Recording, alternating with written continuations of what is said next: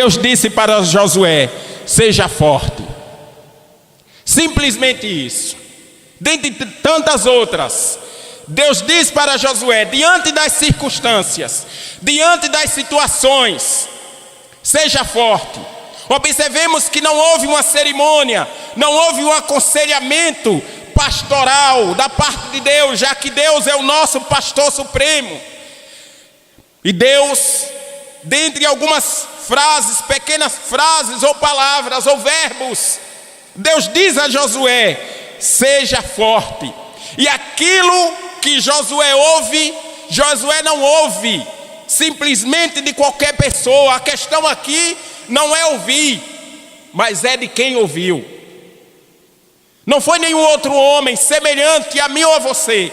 Não foi nenhum outro homem semelhante a Josué, ainda que fosse líder, ainda que tal homem se colocasse diante de Deus como homem de Deus, mas ele ouve do próprio Deus: seja forte. Seja forte. Eu não quero voltar, meus irmãos, os meus olhos para Josué apenas dentro de um contexto de liderança, mas eu quero pensar com os irmãos nessa noite sobre a questão de servo, olhar para Josué como servo de Deus, e olhar para você e compartilhar com você sobre a possibilidade, não de você ser um líder simplesmente, mas de você ser um homem de Deus e uma mulher de Deus. Porque não são só os líderes que passam por lutas, não são só aqueles que ocupam posições na igreja, no meio do povo de Deus, que enfrentam dificuldades.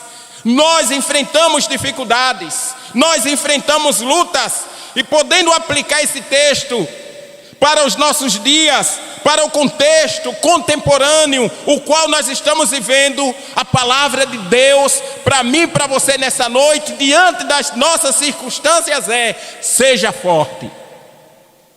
Eu não sei qual foi a notícia que Deus lhe trouxe. Eu não sei qual foi a notícia que você ouviu, que lhe deixou cansado, que lhe deixou abatido, que lhe deixou desanimado. Eu não sei, mas Deus sabe. Por isso que nessa noite a palavra de Deus, não simplesmente para Josué, nem para o conselho, nem para o pastor dessa igreja, mas para todos nós como servos do Senhor, é: sejam fortes. Sejam fortes. A liderança, meus irmãos, ela precisa ser motivada pela palavra de Deus.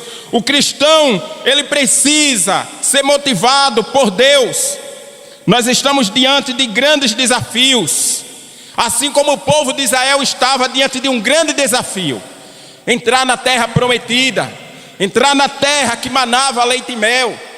É interessante que Deus, ele permite que antes da morte de Moisés, Josué tenha a oportunidade e o privilégio de andar com ele, de aprender com ele como ser um líder, de como ser um homem de Deus, de como suportar determinadas situações na sua vida, na sua caminhada. Deus lhe dá a graça dele poder aprender algo. É tanto que ele não recebe de Deus apenas a graça de aprender com Moisés, mas recebe a confiança de ele, Caleb e mais 10 espiarem a terra.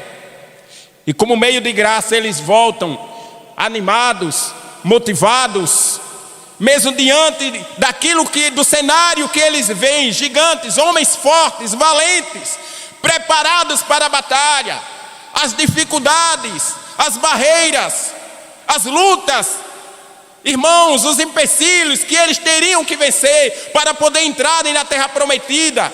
Mas a palavra de Josué e Caleb, especificamente falando, é que a terra é boa, é uma terra que emana leite e mel. A confiança de Josué estava depositada em Deus, porque ao seu lado havia um líder que o orientava, que o guiava a confiar no Senhor.